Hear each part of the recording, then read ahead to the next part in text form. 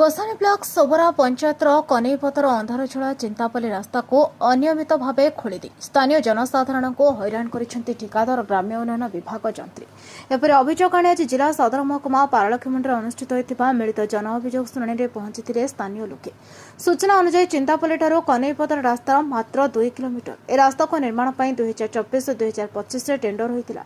तेज काम व्यापक अनियमितता होती। तत्कालीन निर्वाही जंत्री एसटी और कनिष्ठ जंत्री सलासुतरा कर मिथ्या बिल कर समस्त अर्थ चलू कर स्थानीय लोके कहते। एथिरे रास्ता निर्माण सह 3टी कलभर्ट निर्माण होम पाइप पका किंतु काम नेबारु लोक माने अभियोग करबा परे विजिलेंस तदंत प्रस्ताव दिया जायतिबा बेले एबे जल्दबाजी रे रास्ता खोदित करा जायछि, जाको विरोध कर काराबंधा थाना रे लोके मामला रुजु करिसेंते। मामला अनुसार सोबार पंचायतर सिंगापुर ग्रामवासी माने कहते जे गत फेब्रुआरी 27 तारिख रे जणे व्यक्ति जेसीबी जंत्राणी गांव को संजोग करुवा ग्राम्य उन्नयन विभाग रास्ता को अनियमित भाव खोली देते। यार सत्यता परखा आम घटनास्थल में पहुंचे यह संपर्क में से व्यक्ति को पचार से मुह खोली ना।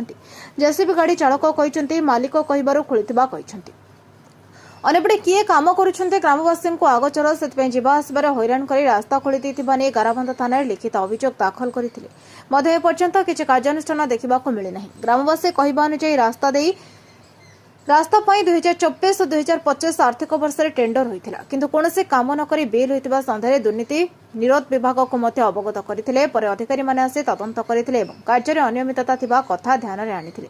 ए परिस्थिति रे जो माने दुर्नीति कर अनियमितता भाव रास्ता खोली ग्रामवासी को हैरान करछन्ते सेମାନଙ୍କ विरोध में शीघ्र तदंत कर दृढ़ कार्यानुष्ठान ग्रहण करने को दाबी करछन्ते।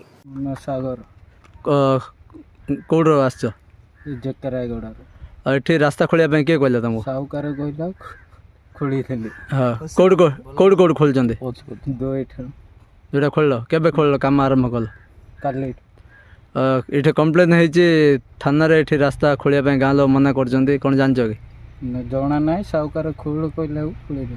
ओके आगे आपण ना कोन सिंहपुर मोर ना नागु कौन है जे आपण जाइथिले कलेक्टर ऑफिस जाइथिले थाना को जाइथिले कोन असुविधा कोन है? हमर असुविधा कोन माने इटा 24-25 रे टेंडर आइतिला ए रास्ताटा हमरो कोनेपद रास्ताटा इटा कोन माने पिचो पड़ीवार कथा 3टा काज होई पड़ीवार कथा इटा न पड़ी करी गुटी काज होई पके देला पिचो न पके करी से पैसा फाल्ट बिल कर करी काई देलनी।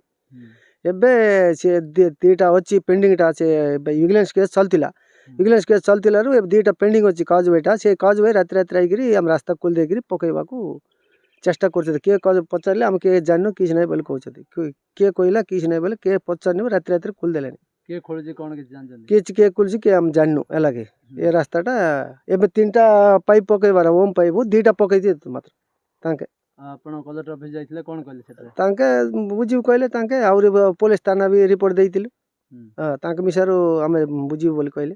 अब कौन चाहछो तुम कौन न्याय चाहछो? हमकु इटा न्याय रे पिच पड़ीबार कथा ए 3टा पाइप सरकारी हिसाब रे पकेबार कथा एति के हम न्याय चलछो तमके के अछि ता काम बंद कर दियो 2टा लेकी हम 3टा लेकी पकै दउन तो हमकु पिच पड़ी जाउन हम गां को रास्ता नै रास्ता कर पाइछि पूरा रास्ता किछ नै मेटलो बुड़ी जाइछि पिला पिला माने के जाई परनति साइकिल रे जाई गले पड़ी जाउछि एति की हमरा पेरेंट నాగరాజు సింగపురం విలేజ్ మా ఊరికి గారబంద నుండి సింగపురంకి వెళ్ళే త్రోవలో 24th to 25th pitch road tender అయ్యి ఉంది కానీ ఇంతవరకు అది పని ఆగిపోయింది.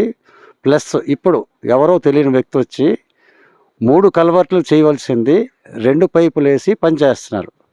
అది జేఈ రావట్లేదు, ఎస్టిమేట్ చూపించట్లేదు, ఏది చూపించట్లేదు. కాబట్టి అది వచ్చి జేఈ ఆ ప్రాబ్లం సాల్వ్ చేయకపోతే ఇక్కడ విలేజర్స్ ప్రాబ్లం అవుతుంది.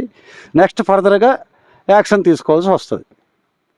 రైట్ गजपति जिलार भास्कर सिंह रिपोर्ट नायबती टीवी।